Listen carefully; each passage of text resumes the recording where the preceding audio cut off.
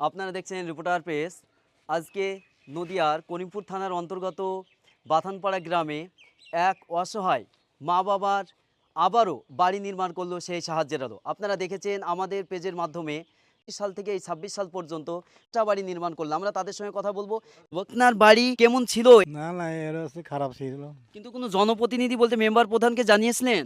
জানে তারা তো কাগজে ওদের হয়নি বলে দেয়নি ঘর। কত বছর থেকে এইরকম হয়নি বলে দেয়নি? তা ধরেন এই বছর খানিক হয়েছে। বছর খানিক থেকে। আপনি কত বছর থেকে এইভাবে বাড়ি না থেকে দিন কাটাচ্ছেন? তাই 2-3 বছর হয়ে গেল। 2-3 বছর। কিন্তু তবুও মেম্বার প্রধানে দেয়নি। দেয়নি তো। বর্ষা বা ঝড় বৃষ্টি হতো তখন কিভাবে থাকতেন? তখন কান্তু বসে বসে ঘর না থেকে। না থাকি। কিন্তু মেম্বার প্রধানরা তাতে কোনো সহায়তা করতেন না? না কিছু করেনি। কোনো টিন বা চাল বা যে থাকার জন্য কোনো ব্যবস্থা দিয়েছে? না কিছু দেয়নি। কিছু দেয়নি। না কি বলছিল?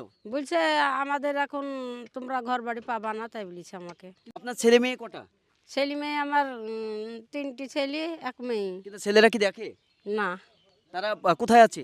তারা ওই যে সব বাড়ি করে আছে। আপন আপন বাড়িতে রয়েছে। হ্যাঁ আপন আপন বাড়িতে রয়েছে। তাদের নিজস্ব সংসার রয়েছে। হ্যাঁ তাই দেখতে পাচ্ছেন। হ্যাঁ কিন্তু এই যে মেম্বার প্রধান থেকে বা প্রতিবেশী থেকে কেউ সাহায্য করেনি।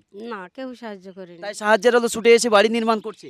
হ্যাঁ তো সাহায্যের আলো সংস্থার সদস্যদের জন্য কি বলবেন? আজকে যে বাড়ি নির্মাণের কাজ প্রায় পোতা হয়ে গিয়েছে, মধ্যেই বাড়ি নির্মাণ সম্পূর্ণ হবে, কি বলবেন তাদের জন্য?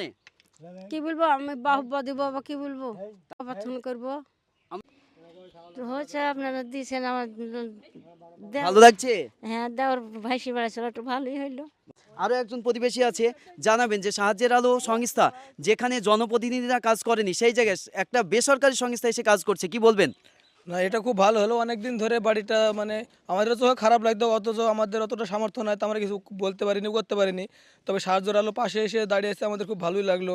মানে আমরা নিজের দেশের লোকে কিছু করতে পারলাম না, অথচ হিরুল ভাই, যাই হোক মজলিশপুরে বাড়ি না কোথায় বাড়ি জানে ভাই, আমাদের খুব ভালোই লাগলো। আমি নিজে হাতেই করলাম ঘরটার। আচ্ছা, আপনি মিস্ত্রি ছিলেন? আমি মিস্ত্রি ছিলাম প্রথম থেকেই? প্রথম থেকেই। তার আগে তো কোনো বাড়ি ছিল না? না না না, ছিল পাটকটির বেড়া মতো বাড়া ছিল, কোনো প্রায় ভাঙা। ভাঙা ভাঙা।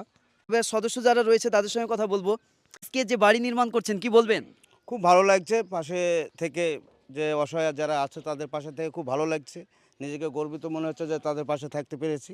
তবে আগামী দিন যেন আরও বড় কিছুভাবে বা আরও মানুষের পাশে যেন থাকতে পারে, সেই সমর্থ যেন আমাদের থাকে। বাস আমাদের এখানে শাহিন ভাই আছে, আমাদের সদস্য শাহিন আর নটুদুল ভাই, তিনজনাই জানাই যে হিরো ভাই এরকম ব্যাপার, আমরা পাশে আছি, ঘরটা যেহেতু করতে হবে। দেখে খুব কষ্ট লাগে, চলো একবার দেখে আসি। তখন আসি, আমরা আসি, দেখার পর সত্যি খুব খারাপ অবস্থা। তবে সহযোগিতা নটু, শাহিন, মদুল ভাই, আরজ ভাই এরাই করেছে সব কিছু, বাকি শুধু আমি উপমা। এটাই। এই বাড়ি নির্মাণের জন্য আপনারা কেন উদ্যোগ নিলেন? কোনো প্রতিনিধিত্ব দরকার ছিল? প্রতিনিধির দরকার ছিল, কিন্তু তারা তো এতদিন ধরে বাড়িটা করেনি। এখানে বললো বাড়ির লোকেরা তো বললো যে মেম্বার প্রধান সবাইকে জানানো হয়েছে, কেউ আসেনি। এবার আমাদের যেহেতু এটা আমাদের লোকাল, আমাদের বাথান বাড়ির কেস, এটা আমাদেরকে জানানো হয়েছিল যে একটা বাড়ি এরকম অসহায় ফ্যামিলি আছে। আমরাও জানতাম যে হ্যাঁ এটা অসহায়, তো আমরা আসলাম, এসে রাত্রে সার্ভে করলাম। সার্ভে করার পরে দেখলাম যে হ্যাঁ বাড়িটা করতে হবে। এটা আমরা মোটামুটি 4-5 দিনের মধ্যে কমপ্লিট করব।